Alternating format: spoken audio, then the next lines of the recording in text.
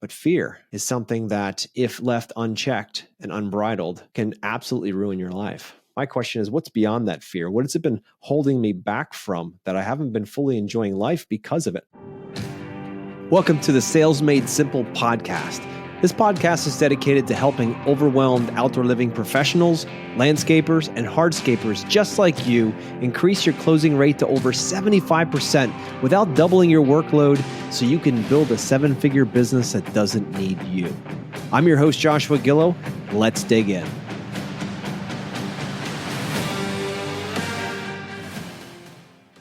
Fear. It's something that plagues us each and every day. It's part of the human experience. We fear things in order to make sure we stay safe. We fear things in order to make sure our children and our loved ones stay safe. But fear is something that, if left unchecked and unbridled, can absolutely ruin your life. And when it comes to fear, most of the time, fear is a mile wide and an inch deep. It's more story, more bark than bite. There's certain fears that we have that are healthy fears. Healthy fears in the sense that, you don't want to get too close to the edge of a cliff if it's a muddy, sloppy mess outside, because you could fall and hurt yourself or die. Not to drive too fast in a car, because when you get to a certain point, you start feeling the fear. It's to slow down and to stay in control. There's certain fears in our life that are very good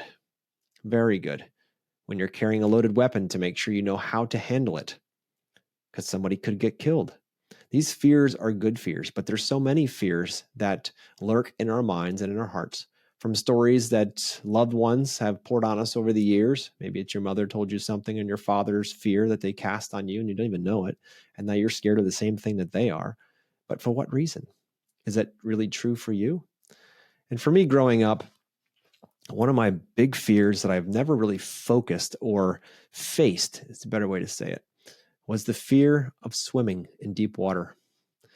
And when I was a kid, we would play in a swimming pool, above ground swimming pools, and you could always touch the bottom. It wasn't all that scary. And we would swim in ponds or in rivers where we could touch the bottom, and that was just never a problem. And I perfected the doggy paddle. That one was the best one that I could do. I never learned how to properly swim. That kept me above water, and then I avoided the water at all costs, but nobody knew that about me. I just always was the guy that wasn't really in the mood to go swimming. So I let that fear live rent-free in my head for most of my life. And I'm 46 years old now, and I'm starting to go back and look at my life and look at the different fears that I have and said, holy moly, this one's been living in there for a long time. And I remember when I first met my wife 20 years ago, we went to a little place up in New York State in the Catskills. It's called Mohonk Mountain House, and they have a beautiful sky lake there, which means that all the water comes from the sky and there's really no like springs or anything to it, but just this big, beautiful, open, deep water lake. And she's from Germany and loves to swim and all that stuff. And I was not willing to tell her when we were first dating that I was scared of the water. So as most men listening would probably understand, I was like, forget it. I'm just going to go in there and do my best. And, hopefully I don't drown. I would never tell her that I was scared of the water. So we got in and it seemed like a football field across, which I know it wasn't, but it sure seemed that far across. And she gets in and she does her breaststroke across, like with no issue whatsoever. And she looks back to the bank and I'm standing there like, oh, it's go time, bro. Let's go. So I jump in and start doggy paddling my tail off across. And man, it took everything for me to get across that lake. And by the time I got to the other side, I felt like I just got done running a marathon. And I have the fear of drowning, the fear of not knowing what's underneath me, the fear of not knowing if I could do it. That fear was just screaming at me. And I got to the other side and I'm like, I survived. That was, my wife looks at my girlfriend at the time. She looks at me and she's like, are you okay? And I'm like, that's the longest I've ever swum across any lake in my life. She's like, really? And she's not even panting. And I'm thinking, wow, what is going on? I'm like, is it just me trying to stay above water or is it the fear in my head? But man, that fear was so powerful. And then she smiles at me and she says, all right, let's head back across the lake again. And I couldn't believe it. I'm like, are you out of your effing mind? Are you crazy? You think I'm going to go back and do that again? And well, you know how it is when you're dating a girl and you really love her and want to impress her, you'll do just about anything. So I was like, all right, let's go. Back across we went. I got to the other side, and that fear was just screaming in my head again. Got to the other side. I said, I'll never do that again. I'm not doing that.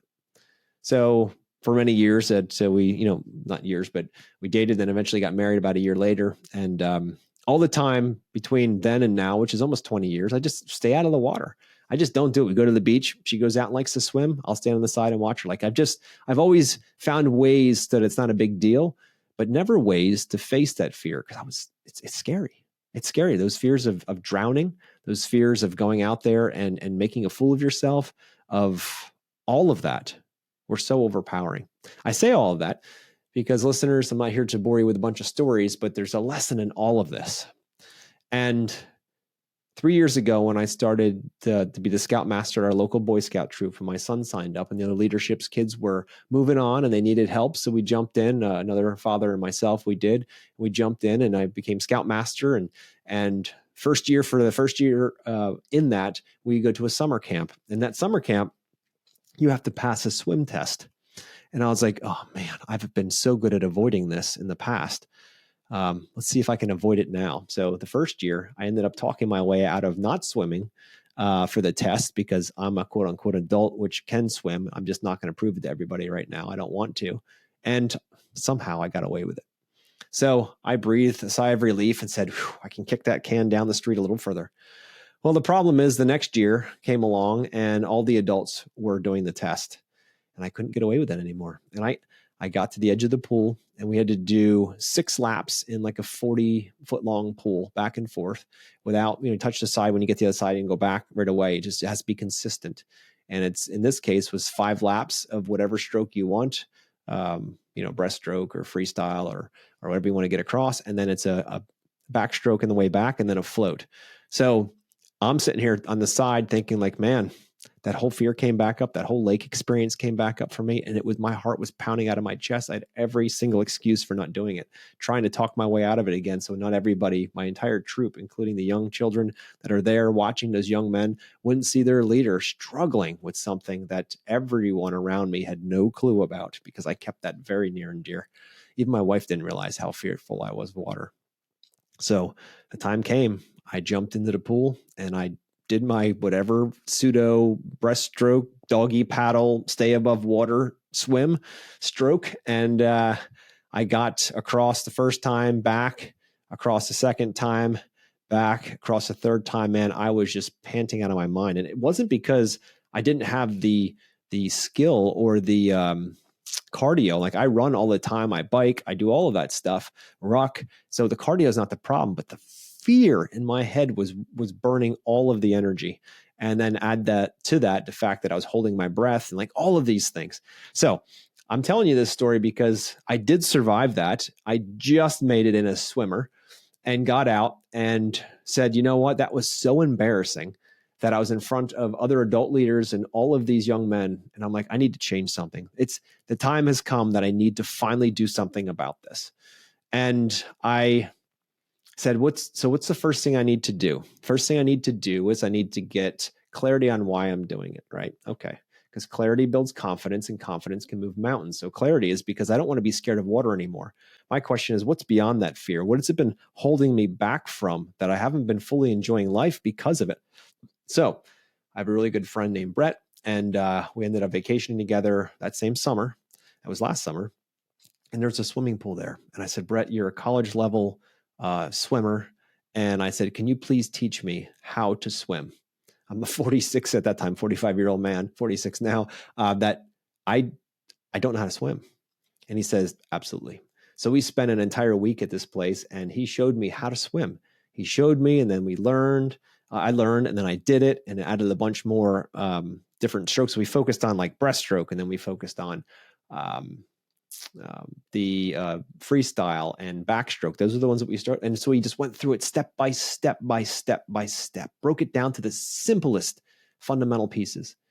And by the end of that week, my confidence went from very, very, very low, extreme fearfulness to holy moly, I can do this. And what changed for me, listeners, and why I'm sharing all of this about you with you and being extremely vulnerable right now is because all of us have fears deep down inside. We all do.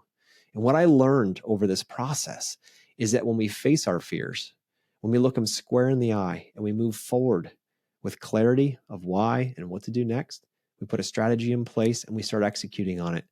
That fear, once we get past it, becomes the greatest treasure of our life, because that fear no longer lives inside. It no longer lives inside of me after that weekend. So after that, I have this new courage, this new excitement to swim. My wife's excited because now we can swim together. She's used to me standing on the side watching her swim. So we ended up vacationing and we were by the ocean, and we were swimming, and I was like, it wasn't saltwater where I learned, it was freshwater. So your body's heavier, and I'm 150 pounds soaking wet. I don't have a whole lot of flotation built into me, if you know what I mean. So with that being the case, we get to this salt water, and I start swimming, and I'm like, I'm learning. I'm going back and doing all the strokes that I was taught by Brett, and it was so much fun. I loved being out there in the ocean and swimming. It was so great, and I was so proud of myself. My wife was so proud of me. This is amazing. I'm like, I finally figured this out. This fear that was holding me back about water, now I can finally engage it and enjoy it. And so we enjoyed that. We swam and swam and swam and swam and swam and floated and did all of that stuff. And I just felt like this release, this like there was this stone hand clutching my heart around swimming. And all of a sudden it's eased up to the point where I can barely feel it. I'm like, wow, this is great.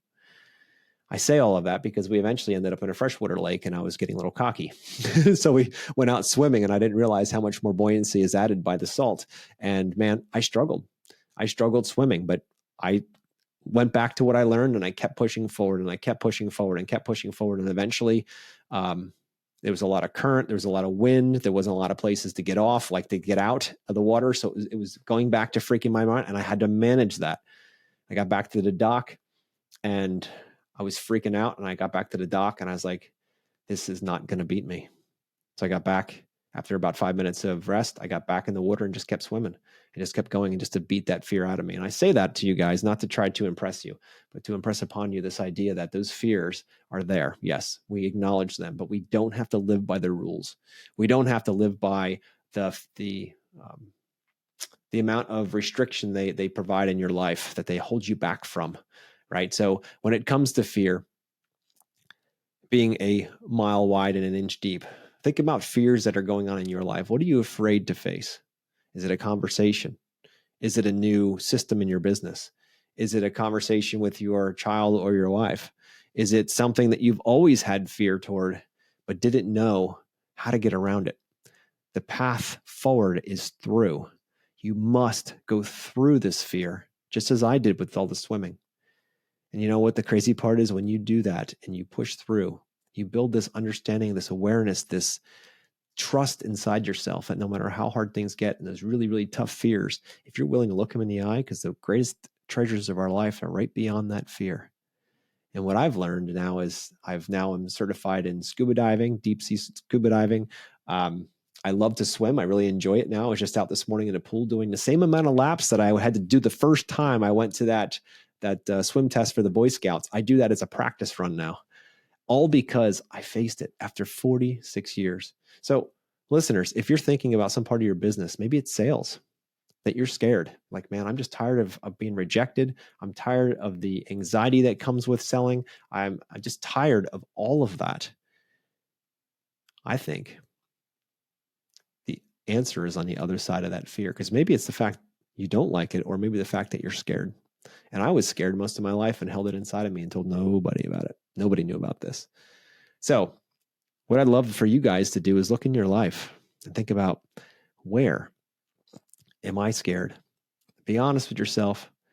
And how can I get through it? How can I face that for the first time? Because like I said before, fear is something you have to face and move through. You can't go around it because it will always be there. Like that monster living in your closet, just waiting to come out and provide doubt in your heart that you can't do a certain thing. Perhaps for you, it's growing your business and you don't know how, and you're afraid that others will see that you don't know how if you push too far or too hard. Maybe it's time for a mentor. Maybe it's time to start integrating systems. Perhaps that's your path forward. But I'm here to tell you that if I can get around one of my biggest fears in my life, which was the water, if I can do that, this guy from the cornfields of Pennsylvania who didn't have a whole lot of time to swim as a kid, never taught, if I can do that, what can you do? What can you do? All these things are learnable. All these things, all these fears are defeatable. You're stronger than those fears. You've got a lot more resistance and resilience in you than you ever knew possible. But the only way you're ever going to find that out and develop the courage and the confidence that's going to help you take your business or your life to the next level is by facing those fears and not letting them talk you into doing what you've always done. Facing them, being like, you know what, I'm going to be courageous today. I'm going to lead with courage because I know. But the way you get courage is by defeating enemies. And enemies are those fears. When you face them and you say, not today, Satan, not today. We're going to move through that. And if I don't know how yet, I'm going to hire somebody. I'm going to find somebody. I'm going to watch a YouTube video. I'm going to read something that helps me get through this, because it's not that you can't do it. It's just that you don't know how yet. So my question to you listeners is, what's your deep water?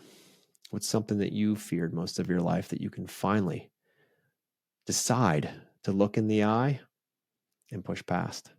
Because all the treasure is on the other side of finally pushing past that fear. Guys, thank you for listening. Talk to you next week.